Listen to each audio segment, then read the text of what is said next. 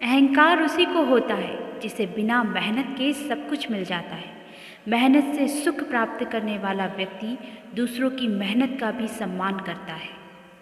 प्रेम से भरी हुई आंखें, श्रद्धा से झुका हुआ सिर, सहयोग करते हाथ, सद्मार्ग पर चलते हुए पांव और सत्य से जुड़ी हुई जीभ ईश्वर की पसंदीदा चीज़ें हैं। अच्छे समय से ज़्यादा अच्छे इंसान के साथ रिश्ता रखो। अच्छा इंसान अच्छा समय ला सकता है, लेकिन अच्छा समय अच्छा इंसान नहीं ला सकता। हर नई शुरुआत थोड़ा डराती है, पर याद रखो, सफलता मुश्किलों के पास ही नज़र आती है।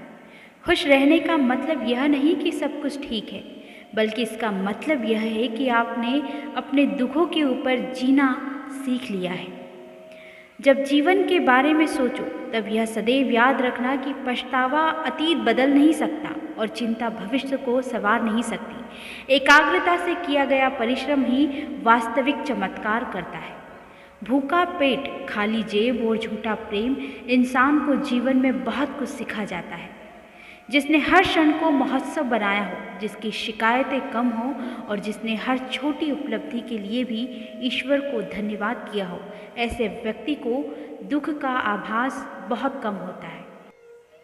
संतुलित दिमाग जैसी कोई सादगी नहीं, संतोष जैसा कोई सुख नहीं, लोभ जैसी कोई बीमारी नहीं और दया जैसा कोई पुण्य नहीं।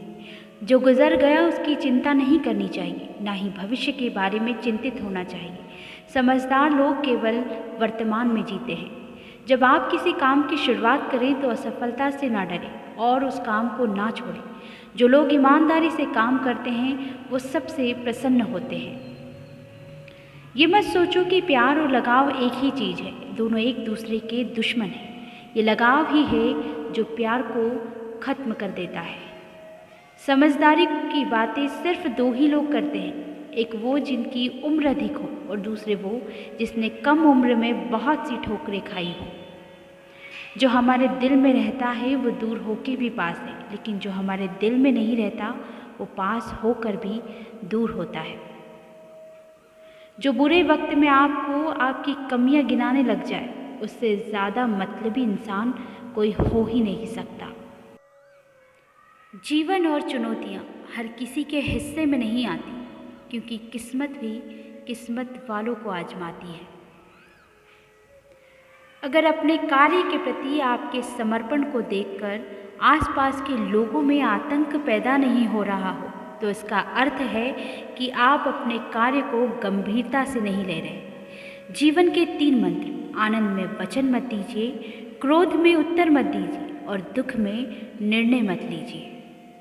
यदि आप प्रयास करने के बाद भी असफल हो जाएं, तो भी उस व्यक्ति से हर हाल में बेहतर होंगे जिसको बिना किसी प्रयास के सफलता मिल गई हो। नीयत से ईश्वर खुश होते हैं और दिखावे से इंसान। यह आप पर निर्भर है कि आप किसे प्रसन्न करना चाहते हैं। घमंड के अंदर सबसे बुरी बात यह होती है कि आपको कभी महसूस होने ही नहीं देगा कि आप गलत हैं। लगातार हो रही असफलताओं से निराश नहीं होना चाहिए। कभी कभी गुच्छे की आखिरी चाबी ताला खोल देती है। अगर आप सही हैं तो आपको गुस्सा होने की कोई ज़रूरत नहीं, और अगर आप गलत हैं तो आपको गुस्सा होने का बिल्कुल भी अधिकार नहीं। दुख भोगने वाला व्यक्ति जो आगे चलकर सुखी हो सकता है, लेकिन दुख देने वाला व्यक्ति कभी सुखी नहीं हो सकता। दूसरे लोगों की इज्जत केवल इज्जतदार लोग ही करते हैं, क्योंकि जिसके पास कोई इज्जत नहीं, वो लोग दूसरों को क्या इज्जत देंगे। ये सोच होती है हम लोगों की कि एक अकेला क्या कर सकता है, पर देखो उस सूर्य को जो अकेला ही चमकता है।